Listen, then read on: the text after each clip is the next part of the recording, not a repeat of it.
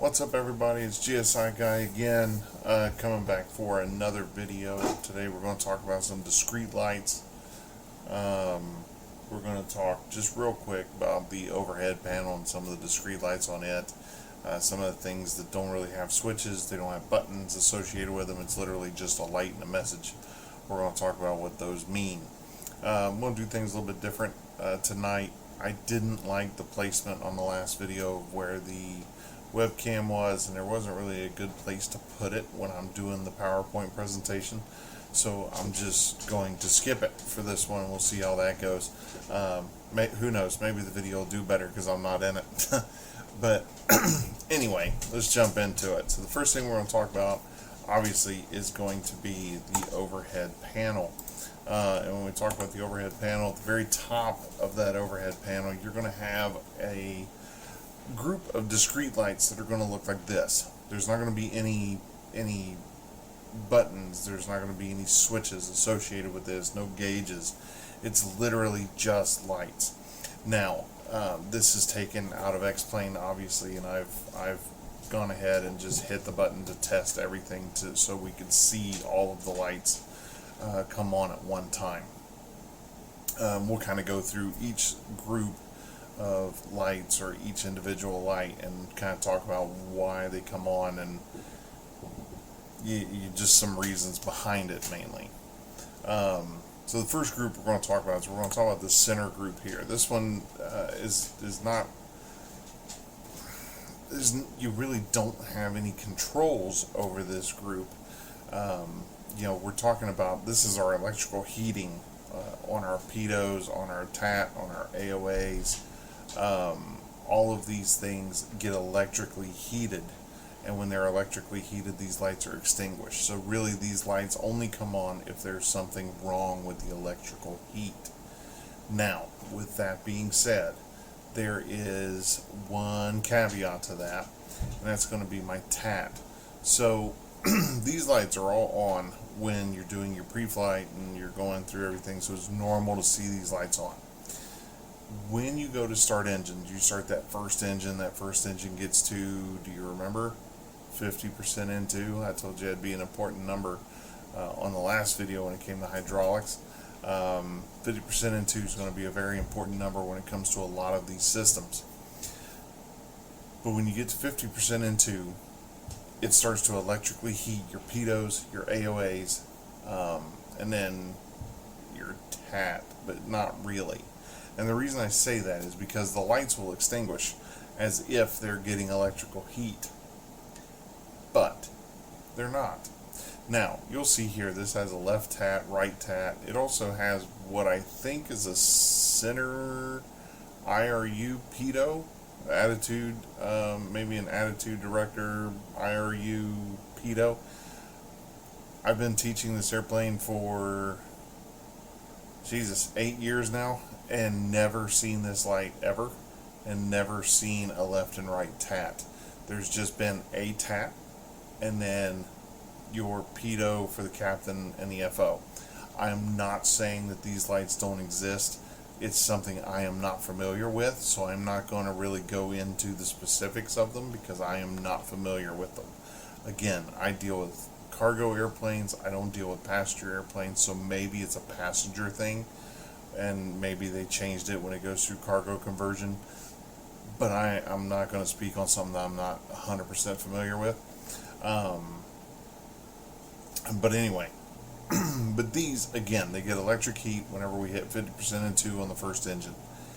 Your TATs, however, if there's one, if there's two, doesn't matter. The TATs will not receive electrical heat at this particular time.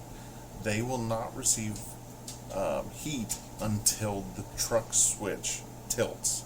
So until your main gear tilts, telling the airplane it's in flight, then the TATs will start to receive their electrical heat.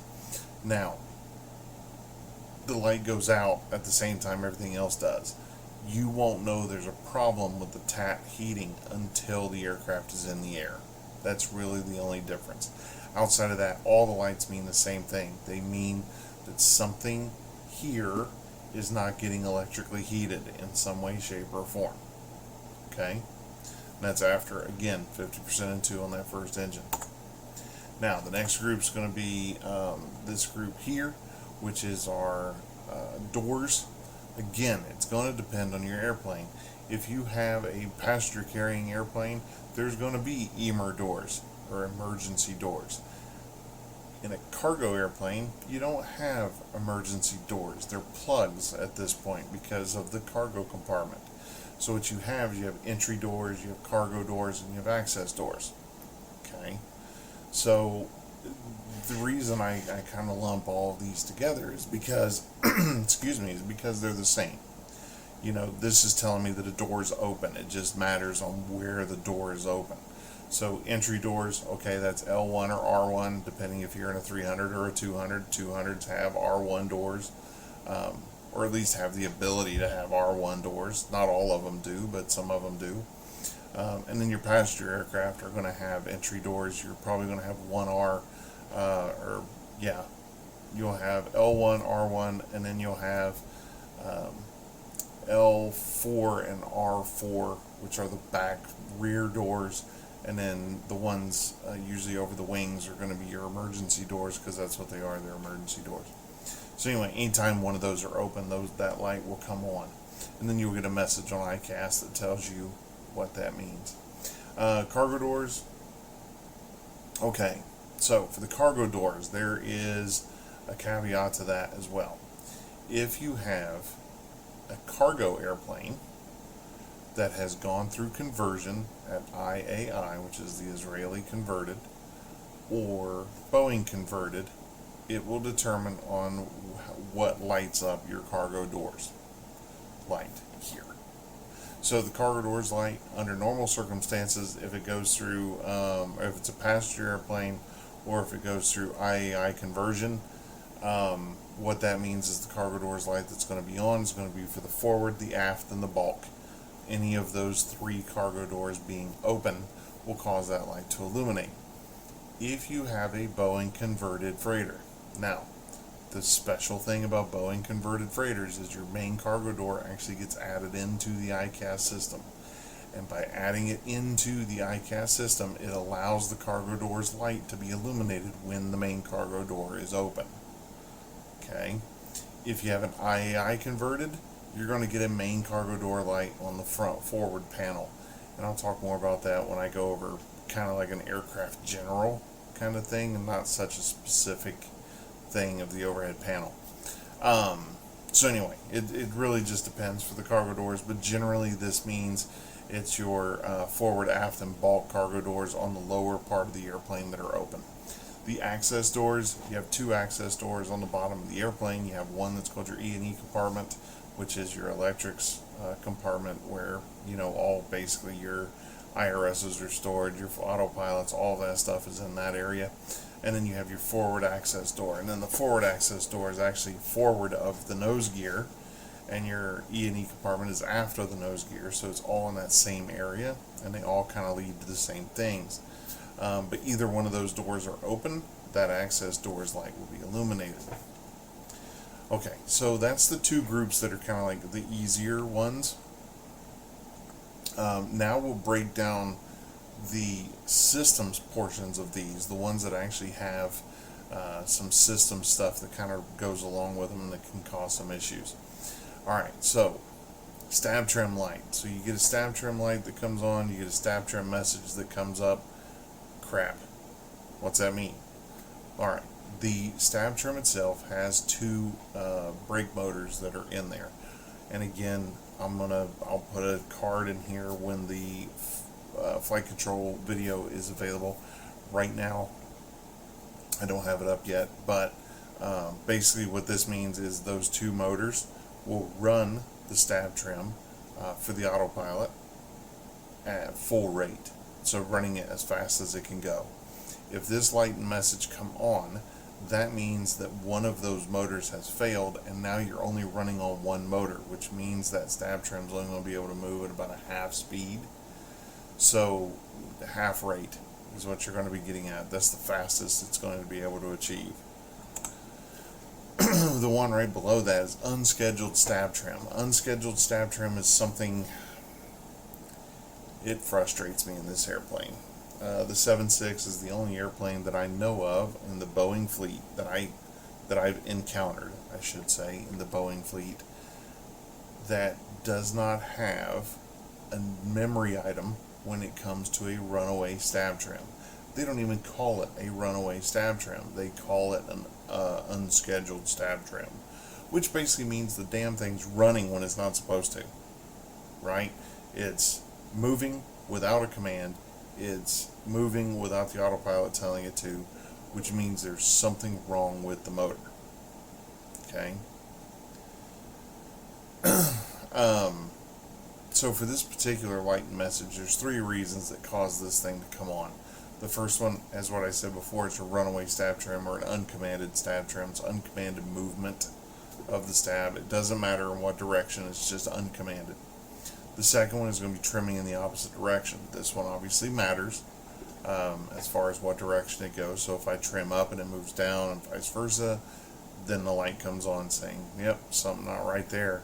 And then the third one is going to be manual trim levers or alternate trim switches. This is going to depend on what you have. They're both in the exact same location, but they're called different things because they look different. I'm not entirely sure why Boeing did that.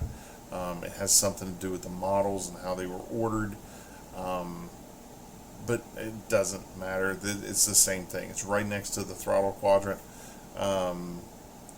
There's either 2 levers, which are manual trim levers, or there's 2 toggle switches, which are alternate trim switches. If you hit those while the autopilot is engaged, you'll get an unscheduled stab trim light that will come on. Okay?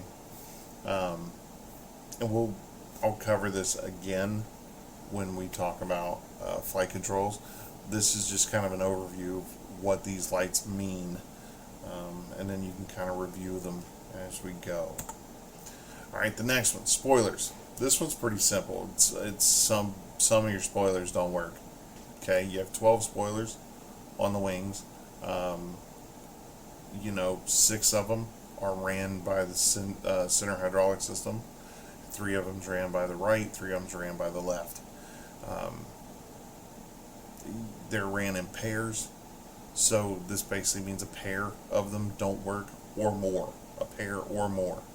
So if you have a hydraulic failure in some way, shape, or form, then this light's going to come up telling you that those things aren't going to work the way that they're supposed to. Let's see. Next, auto speed brake. This is another one that's kind of seems like it's self-explanatory. It means there's something wrong with the auto speed brake system, right? Cool. Don't arm the speed brakes if this light is on. 2 reasons. One is if you're in flight, you could get uncommanded deployment of your speed brakes. I don't know about you, but I wouldn't want that to happen if I'm on approach. So don't arm the speed brakes if this light and message are there, especially in flight. On the ground, it won't do you any good because your auto speed brake system has failed and it will not work in the auto position or the armed position.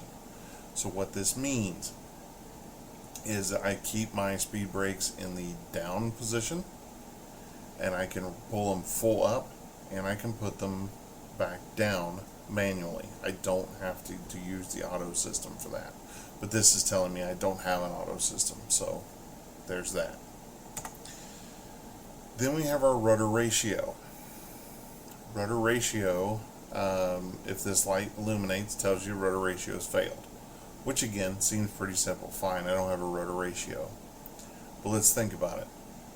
What is a rudder ratio system? If you don't know what a rudder ratio system is, it is a way for the rudder to not move as much at high speeds when you push the rudder pedals. So I can put full throw into the rudder at high speed, and I'm only going to get a little bit of movement because it's a ratio for the rudder versus speed. So the faster I go, the less it moves my rudder. Okay? The slower I go, the more it moves my rudder. The problem with this light, that means that system is gone. So if I'm going at 160 knots or 200 knots or 220 knots and I decide to put my foot down on the rudder, I can get full authority on the tail. Now, I don't know if you're familiar with the American Airlines accident where the guy danced on the rudder a little bit on the Airbus. Happened in 2001. It was right after 9/11, and the guy literally went left, right, left. I think he did 3 full throws on the rudder of that airplane. It broke the tail off. Now, most airlines, and I'll say most because I've only dealt with 2 or 3, and all of them have had the same warning or the same note or limitation in their book. It talks about no large alternating control inputs in combination with pitch, roll, or yaw, as it may cause structural damage at any airspeed, including below VA. Okay? You don't want to do it. So this one, what happens is the left servo in the rudder will actually depressurize. Now, what that's supposed to do is it's supposed to make it to where it's harder to move the rudder to full throw, blah, blah, blah. You have two servos that are still left on the rudder. It's plenty enough to kill you. It's plenty enough to get you into a bad situation, into a undesired state, whatever you want to call it. 2 of them are plenty to put you into that particular position. So please, please, please, if this light comes on, be careful with the rudders. That's just all I'm going to say. Alright, anti-skid. Okay, so the anti-skid system has a failure. Okay, that's what this says. It means it's either partially working on your gear or it's not working at all. Doesn't really explain one direction or the other. You're going to run the QRH for it, but that's what the light itself means. It means part of your anti-skid system has a failure and it may not work properly, if at all. Okay? We can go back and forth all day as far as whether you should pull circuit breakers or look for the switch to turn the thing off or whatever. Not all airplanes have a switch that you can turn the anti-skid off. There are some airplanes that the anti-skid works regardless of what you do. So, I mean, if you're lucky enough to have an airplane where you can turn the anti-skid off, cool. If you have this kind of failure, turn the anti-skid off or follow your QRH, and then it's probably going to tell you to turn your anti-skid off. And it's going to tell you to turn the anti-skid off because, well, you don't want anti-skid on one side, not the other, because it can give, you know, asymmetric braking, and you can run into all kinds of other issues, right? So in this particular case, it's just telling you that it's not going to work and to be careful when you brake. Now, there's one light that's missing from this panel. Now, granted, this is explained, so it's not perfect. But there's one light that's missing, and there's a couple lights that are added that I don't think should be here, because again, I've never messed with them, never seen them after 8 years of teaching this airplane. Okay? So, the light that's missing is a light that says speed brake. It's a speed brake light. Now, the speed brake light just basically means your speed brakes are out of the armed detent. That means they're extended in some way, shape, or form. Now, there's some there's limitations on what causes that light to come on if your speed brakes are up, because there are times where it's okay for your speed brakes to be up. However, if your flaps are in the landing configuration, meaning 25 or 30, and you have it out of the arm detent and they are slightly extended above 15 feet RA or radio altitude, you're going to get a spoiler's light or a speed brake light message or speed brake extend message with a speed brake light. Okay? If you are between 15 and 800 feet and your flaps are not in a landing configuration yet, for whatever reason, because they should be if you're doing stabilized approach, but who knows, maybe you're going into a weird airfield and you're 800 feet without your flaps down,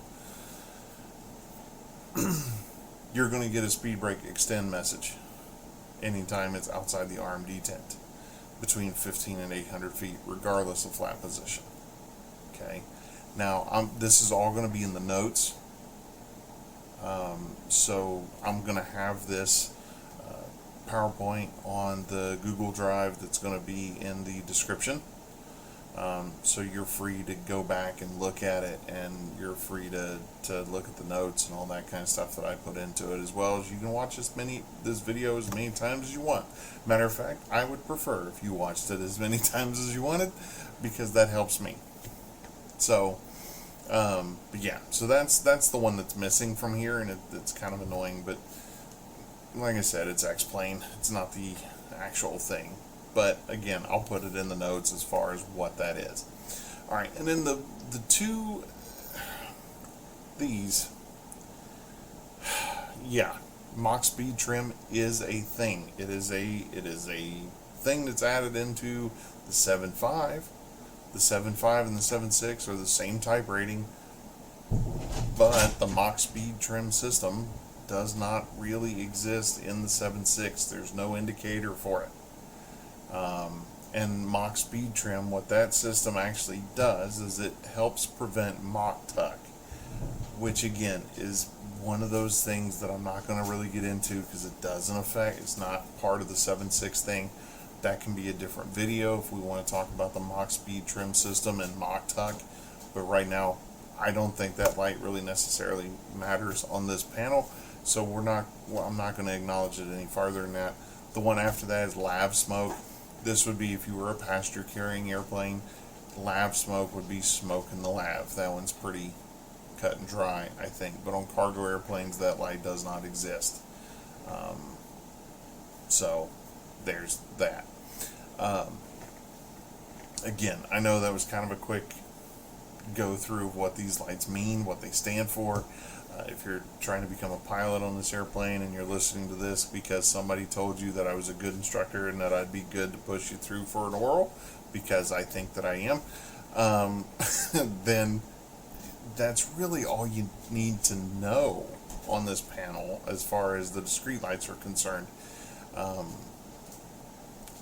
Yeah, if you have any questions, feel free to reach out to me. You can always reach me at the email that's in the description. And all that kind of stuff. And then of course the obligatory, please subscribe, hit the bell, and then like and share the video. What that does is that obviously helps me, it helps get everything out there, helps other people see it, and then when other people see it, then they watch more videos, and it just helps me in the long run. Obviously anytime you like or watch a video or share a video or something like that, and I get those types of interactions, that's always going to help me, and the more that I get from you guys, the more I can continue doing this kind of stuff and doing what I love, which is teaching, and teaching this airplane. I love this airplane. Yeah. So anyway, again, I'm going to have my email in the description. Reach out to me with any questions, comment any questions, anything like that. Just please keep it, civil. I hate when I see comment sections that just kind of go off the rails. So anyway, that's a quick down and dirty on the discrete lights. My plan is that I'm going to try and do these probably every couple days again, and then once I hit all of the systems on the overhead panel, I'm going to do one video of me going through an overhead panel as if it's an oral review, just to kind of give that as well. That will be a longer form video, and it will all be done probably in X-Plane, and we'll talk about the different lights and all that kind of stuff and what they mean. But that's the overall goal. Anything else you want to see on the video, or in videos or on the channel, please let me know, and I'm more than willing to try pretty much anything, really. I am in the process of trying to learn the 7.3 and trying to get through some stuff on the 7.3, so hopefully soon I'll start to have some 7.3 content on the channel. And yeah, so good things are happening, and I hope it continues to go the way that it's going.